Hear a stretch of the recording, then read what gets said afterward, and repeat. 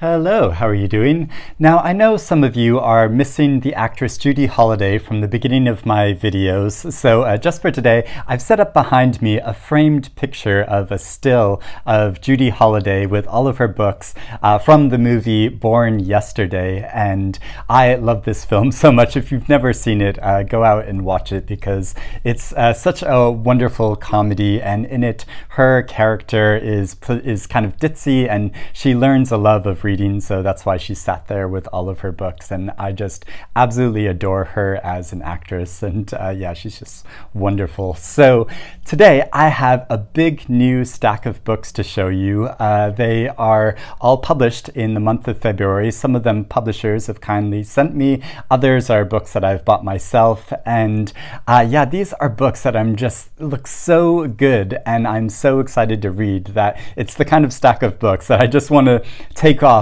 the whole month of February from work to just read all of them. And but first, I have a very, very special book to show you. So a couple of years ago, I made a video about the manuscript version of Virginia Woolf's novel Mrs. Dalloway, and honestly, it's one of my favorite videos that I've ever made. I'll put a link to it below because it was so special to me because I love Virginia Woolf's writing. It has such personal meaning for me, and so this was just my love letter to her work and Mrs. Dalloway specifically, and how this gorgeous manuscript version of the novel. Well, the people that published it, SP Books, reached out to me and asked me if I'd like a copy of a new publication of theirs of the manuscript version of The Grapes of Wrath by John Steinbeck, because it would have been his 120th birthday on February 27th this year, and so they've printed this manuscript version of The Grapes of Wrath, and their editions are just gorgeous. So they do reproductions of the actual manuscript that the author created for these books, and this is so fascinating. So it comes in this box, and you slip it out, and then you see the manuscript here, and it's a reproduction of his notebook, so you can see all the letters of his notebook there, and you open it up, and there's an introduction and some explanation about it, but then it reproduces the actual text, so you can see his handwriting of this novel. And what is so incredible about this is that he was very economical about his notebooks, because there is almost no space spared. You can see it's all tightly compacted onto the page, and he fills up every single little space, including the top part. And another thing that's so incredible about this is that there are barely any corrections through this, like barely any lines are crossed out and started. So he obviously must have thought very carefully about what he was going to write before he wrote it, and didn't waste any pages, didn't waste any trees through this. And though what's interesting too is you can see some red marks by his editor through it, and his editor barely made any corrections, although something he did make throughout the text was he tried to cross out some swear words to try to make the text more palatable for, you know, the reading public. And so that's, yeah, a funny thing about the text. And yeah, this is just so beautiful. I mean, SP Books, they're incredibly expensive, so I'll put a link to them below so you can have a look through different manuscript versions that they've done. But it is such a special book, and this is so gorgeous. And I'm ashamed to say I've never actually read The Grapes of Wrath. I've read other books by Steinbeck. I've read Cannery Row and I think The Winter of Our Discontent, but I haven't read some of his most famous ones like The Grapes of Wrath or Of Mice and Men or East of Eden.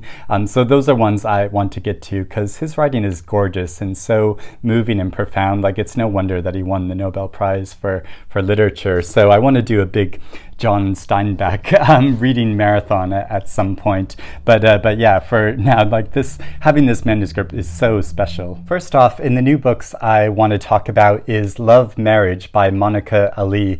And this is the novel I'm actually reading at the moment. I've started it. It's the story of Yasmin and her fiance Joe, and they're both doctors, or Yasmin is training to be a doctor, and it's about their impending marriage and plans and meeting the in-laws. And their in-laws are very charismatic, very idiosyncratic, and so it's obviously quite like a nerve-wracking experience having the in-laws meet each other and meeting each other's in-laws, and yeah, that whole process, and making marriage plans. And so yeah, it's about that whole process and about how there are issues in their relationship that they're kind of avoiding, but how it gets to a point where they can't really avoid them. And it's about family in general and life in London, specifically as Muslims living in London, and issues to do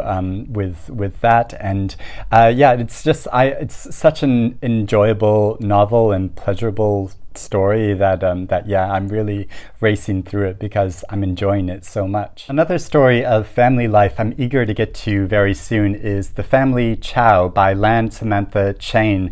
And this is a novel about a family living in Wisconsin that own the best restaurant in town. But one day the patriarch of this family is found frozen in the freezer chest, and his death obviously is very suspicious, and so and on the suspect list are his 3 sons, and so it looks into the lives of his 3 very different sons, and how they're suspected of this crime, and secrets to do in the family, but also the family's place in the larger community and how the community views them. I've heard it described as kind of a version of Dostoevsky's The Brothers Karamazov, but in America and through a family of Chinese descent. Abundance by Jakob Guanzon, and this is a novel about a father and son living in modern-day America on the brink of poverty. The father has been about a year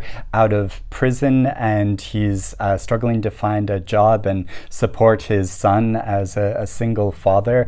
And something I think that is so inventive about this novel, which you can see from the very beginning, is rather than chapter headings, it shows amounts of money. And so each beginning of each chapter begins with a certain amount of money, and that's the amount of money that they actually have left, and it's all the money they have in the world. And I really appreciate novels and works of fiction that deal very seriously with the issue of money. And you know, if you're living on the brink of poverty, you really count every cent that you have, and that's something that is really emphasized in just the structure of this novel as well as the content. Next, I have 2 historical novels that both sound really good. So first off, there's Winchelsea by Alex Preston, and this is set in the 1700s in an English town of Winchelsea, which is a smuggler's town, and it's about a girl who was saved from drowning when she was a baby and raised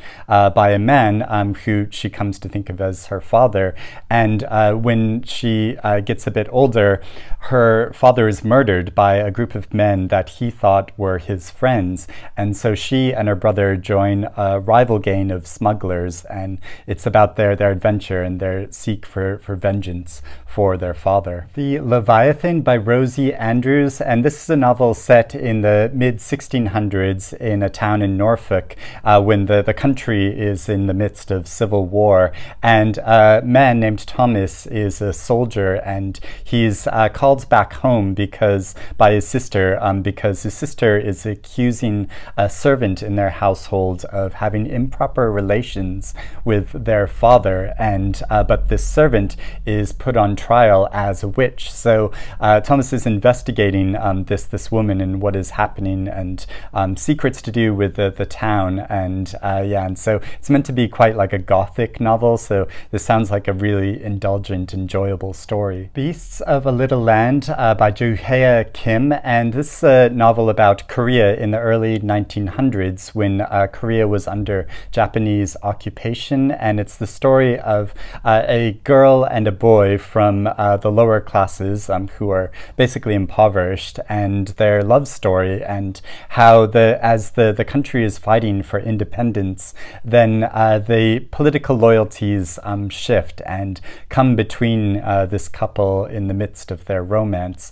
So yeah, sounds like quite like a sweeping historical story. The Quiet Americans by Scott Anderson, and this is a novel which first came out last year, but it's just come out in paperback, and I've been really wanting to read it, but it's quite a long novel, and so I'd been thinking about adding it to my list of big books that I want to read, so yeah, I still might do that. And this is the story of how during World War II, or at the end of World War II, it became quite obvious that the Soviet Union wanted to continue to expand, and the nervousness of the West about that. And so 4 spies were sent to kind of infiltrate the Soviet Union, but things don't go to plan, and then it's about the beginning of the Cold War. So it's following their separate stories, but also about the CIA and its involvement in world politics. And so yeah, sounds like quite a meaningful political story. Another really good sounding new war novel is Land of Snow and Ashes by Petra Rautiainen, and this is set in Finnish Lapland in 1944, and when a young soldier is sent to a Nazi prison camp, and it's about the things he witnesses there, the horrible things he witnesses there, and the secrets that are buried there. And then a number of years later, it's about a journalist investigating this and trying to uncover these secrets, and about the resistance she meets both from individuals and the local community. Then I have a couple novels that I talked about briefly in a previous video, which I made about an Esquire list of the projected best books of 2022, and I was so keen to get to some of them. So first off, there's Mona by Pola Oloixarac, and this is about a Peruvian writer that is living in California and studying there, and her experiences, her slightly trippy experiences, but also her awkward encounters with other people there that make assumptions about her, and also about how she moves to Sweden because she's up for a prestigious Writers Award, and her interactions with other writers in the community there. A Very Nice Girl by Imogen Crimp, and this is a novel about a young woman that moves to London because she wants to become a singer, and how she struggles to get by in this city financially because it's a very expensive city, and so she's a student here studying singing, but how she tries to make a living for herself at the same time by working in a jazz club at night. And in this club she meets an older man that works in the financial district, and is about their romantic entanglements, but which start to clash with her professional aspirations. A Door Behind a Door by Yelena Moskovich, and this is a novel set in Wisconsin about a woman that grew up in the Soviet Union, but moved to America to make a new life for herself, and there she lives with another woman and feels quite independent, but she gets a phone call one day from somebody that she knew in the Soviet Union, and the life that she thought she had left behind, and how that comes to intrude upon this new life that she's made for herself. The Lobsters Shell by Caroline Albertine Minor, and this is the story of 3 siblings who are very different from each other and live estranged lives, but over the course of 5 days, certain events bring them back together, and during which they reckon with the fraught relationship of their family and their family's history and past. And it's meant to be quite a humorous novel with quite an innovative narrative structure, so I'm quite keen to read this, especially because there's a fun hippo on the cover. There's a reprint of the dystopian novel They by Kay Dick, which was first published in 1977. And I talked about this book amidst other books, classic books, that I want to read this year. And Kay Dick was an editor who was actually an editor for George Orwell, but she wrote her own dystopian novel about a society where individuality is trying to be repressed, and cultural and artistic aspirations are being repressed. And my stomach is grumbling, so I really ought to go get something to eat soon. I have just a few more books that I want to talk about. So there's a poetry collection called Love and Other Poems by Alex Dimitrov.